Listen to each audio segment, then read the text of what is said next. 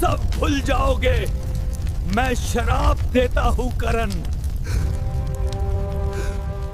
महाभारत के सबसे बड़े रहस्यों में से एक है भगवान परशुराम द्वारा सूर्यपुत्र कर्ण को दिया गया वो भयंकर श्राप, जिसने अंततः कुरुक्षेत्र के युद्ध में उसकी जान ले ली।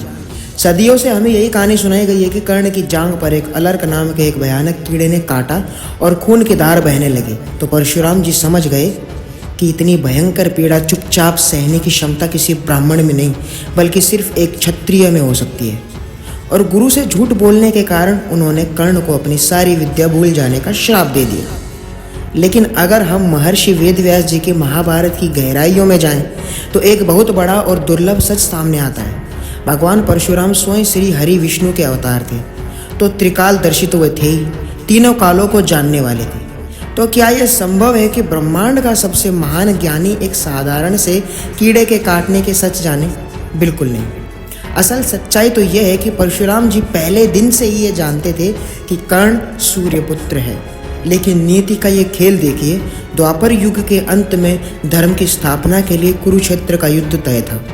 और अगर कर्ण के पास परशुराम जी के दिए हुए अजय ब्रह्मास्त्र और भार्गवास्त्र बिना किसी रोक टोक के रहते तो दुनिया की कोई ताकत, यहाँ तक कि स्वयं अर्जुन भी उसे नहीं हरा सकते थे। अब यहाँ क्या सही था और क्या गलत था?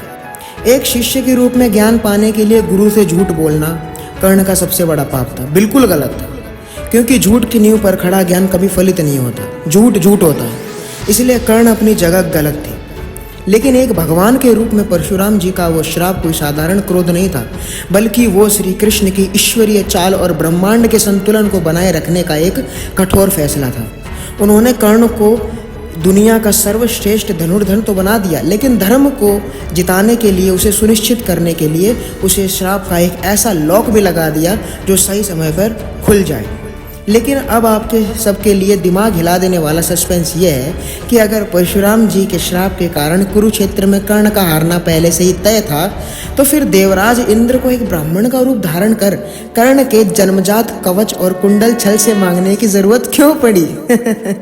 क्या देवराज इंद्र सिर्फ अपने बेटे अर्जुन को बचाना चाहते थे, या फिर उस अभेद्य कवच कुंडल के पीछे कर्ण के पिछले जन्म शस्त्र कवच नाम के असुर का कोई ऐसा खौफनाक रहस्य छिपा हुआ था जिसे जानकर आपके पैरों तले जमीन खिसक जाएगी? इस सबसे बड़े रहस्य से पर्दा उठेगा मोटिवेशनल ट्रूथ विद अभी के हमारे अगली वीडियो में, जो कि मैं बता चुका हूँ यह एक शिव परिवार है। तो चैनल को सब्सक्राइब कर लीजिए। हर हर महादेव। मिलते हैं अगली वीडियो में।